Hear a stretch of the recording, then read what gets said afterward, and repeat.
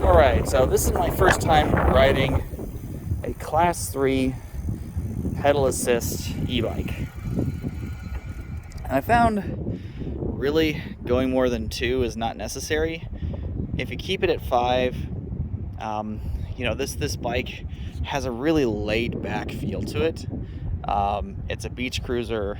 It's not meant to be a sport bike, but maybe I could call this a sport SUV bike, because it's really beefy, but when you put that all the way up to 5, like, it has a lot of power, and so it wants to take off the line, and doing that one-handed is not something I would really recommend.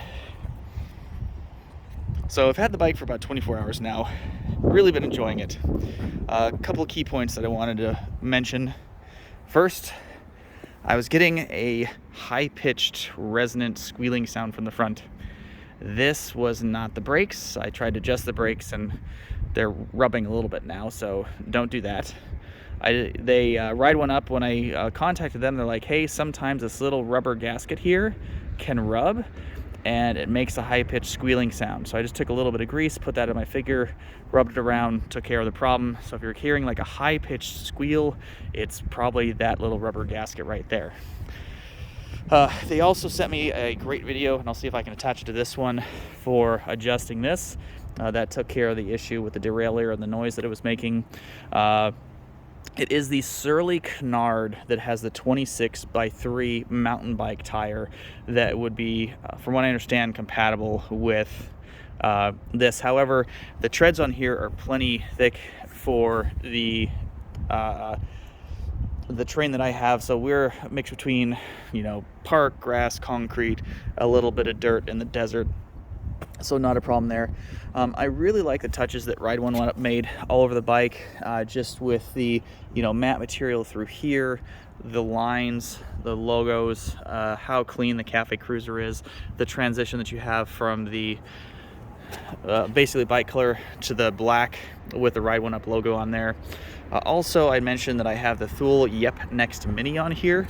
So when I installed this, there were 2 spacers here in the middle. What I did is you basically up here pull this boat out. This basically disattaches the entire wheel assembly. Pull those 2 spacers off. Put the Yep Next Mini adapter.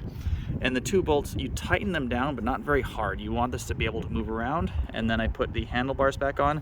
And then basically I tighten this bolt down, again, securing this entire assembly.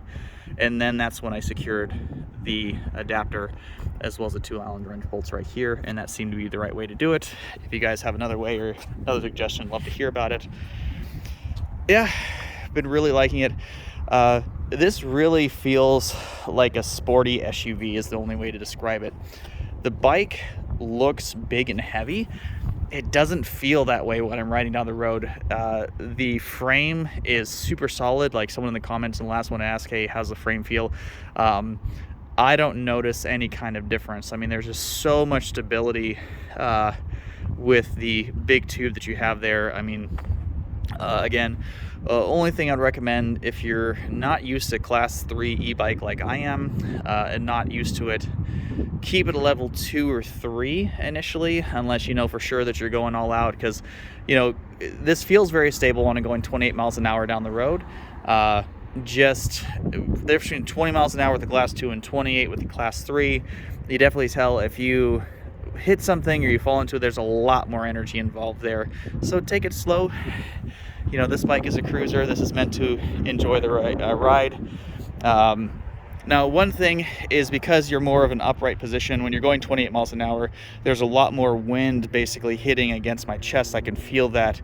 So I'm sure the battery and the motor are working a lot harder than you would if you had something that was more sporty, where you're, leaned down, a little bit more aerodynamic profile.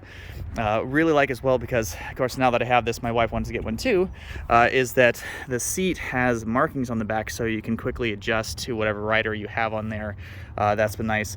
Also, the seats on the back, they are currently on another boat. Worldwide shipping right now has been horrible. That's not Ride1Up's fault, and they're going to be getting that bike, or the bike seat for me sometime next month. So it's okay. Give me more time to get used to the bike before I throw one of my kids on there. Again, been really happy with the bike.